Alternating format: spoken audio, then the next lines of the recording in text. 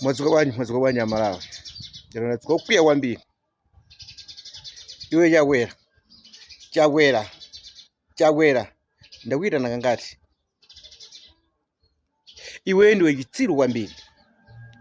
Chitsiru cha mtsogoleri yoti sinakhale naponso m'dziko muno. Number 1 chitsiru ndiwe galuko basi. Andi azitsogoleri nkhati inuyo amazimphuno nkhati inuyo mumachitisa kumanena kuti anthu akunyoza mtsogoleri wawo wa dziko. Chifukwa chiyambirira sukuzipasa ulemu wekha. Apa ndinu chitsiru kwambiri. Iwe uchita kuziwa kunena kuti katundu m'dziko muno akudula chifukwa cha mmene kwacha yathu mphamvu zake mmene zilili panopa. Alawishuwa ngamabwere pa platform waka chinsinkhu kuno nduko kumakauza Malawi kuti agula fertilizer wa 15,000 kuyambira pa 1 October. Iwe koma president wewe ni ma advisor. Uyu ni ma advisor. Olo ma advisor akamanena kuti iwe ufuna ukalankhula ngoma kupasa zinthu zolankhulazo iwe mmutu mwako momoti sumaganiza una kuti ndikukalankhula zafuna kanipusise pa ajeni pa platform paja.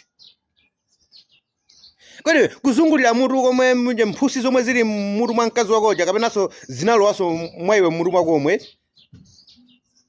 Ndinu achitsiru kwambiri. Kuti anthu amene amanena kuti tikamakhala panopa tizinyozeka kumanena kuti tikutukwa na mtsogoleri wa dziko. Koma chikhaleni mtsogoleri wa dziko ndi chikwangwani chimunthu chona choti sichiganiza. Olo ngakhale mwana atha kuziwa kuti zonse zomwe kulankhula pamenepo zinthu zabodza. Ndalama zomwe ungakagulire fertilizer onena kuti uzigulisa 15,000 dziko muno uzitenga kuti mmene kwacha yathu mmene ilili. Andi zimenezo uzipanga kangati. Amalawi zanga alimi nimvesereni. Fertilizer akuti 190,000 amene akuti kuchokera lero akupezeka m'mashopu thamangani kaguleni. Kaguleni fertilizer amene. Chifukwa fertilizer amene akugulishidwa kuchoka pano kufikira achani kuti pa 16 September. Sapezekaso. Sangapezekeso fertilizer amene muthamange kaguleni. Ngakhale Judas nthawi yomwe iyeyo anatenga ndalama zija zomupereka Yesu. Ani ndalama zija sanazigwiritse ntchito ndiye uyu. Ndalama zomwe zonse zomwe anabaziji nizomwe akatenga fertilizer kungoyijambuli kuti akangomuyika mungojambulisa m'mashopu muja. Thamangani kaguleni kaguliseni kumunda. Chifukwa pa uchakira pa 16 upita ku fertilizer ameneyo m'mashopu mene musangapezekeso. Komanso za fertilizer wa 15,000 asakunamizeni.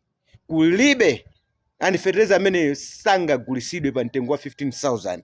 Chifukwa ngakhale fertilizer amene komwe kuli ndalama zokuti zikagulire fertilizer amene sizikutani kuti sizikudziwika. Ndi part of campaign. Iyeyo akuona khati kuti zomwe alankhula iye zija zitha kuwasintha maganizo anthu ngozi zovuta zomwe akumana nazo pa 5 years. Nonsense. Chipresident chopusa kwambiri. Champhusi mmutu ndi chimene. Chomwe chimachitisa anthu kuti chapsese mtima azinena kuti kunyoza mtsogoleri. President opusa kwambiri. Ndipo somvesa chisoni. Olankhulisa munthu pachani kuti olankhulisa munthu pambali. Iwe mafuta a G2G ndikumakanena kuti anthu ena ake akulimbana ndi nani akulimbana ndini. Akukalimbana nawe iwewe ndiwe ndani? Akulimbana nawe ndi ndani? Chifukwa ngati pali anthu olimbana nawe ndi amene achawo amene ukhala nawo kutsethaso komweko. Amene ukunena kuti akulepheresa program ya G2G ndi anthu amene ukhala nawo ku kutsethaso komweko. Ukamalimbana ndi opposition kulephera kwa iwe ufuna ukakankhizire opposition. Iwe alaishiwa kunena kuti zinthu zonse zikugwera mdziko munomo akukweza ndi opposition. Mashopu nsanje tuchitipa amene ali mdziko munomo ndi opposition. Mashopu onse amene akhala kuti akugulisa ka fertilizer anthuwo akuchita kuzuwa kuna kuti forex mdziko munomo ndi yotani kuti ikusowa. Kwacha yathu ilibe mphamvu ina iliyonse. Anthu akupeza njira zokatenga kukaoda fertilizer kuchokera m'mayiko ena.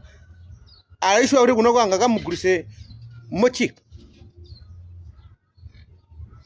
osauza mfundo amalawi yokhazikika bwanji kuti choyambirira ndikhala ndikufuna kukonza kwaja iyi kwaja yomwe yagwa yomwe ikuchitisa kuna kuti katundu azirani kuti azikwerayi tiyikonza imeneyi munjira izi then ndizakhala ndi katundu otani kodi otsika mtengo.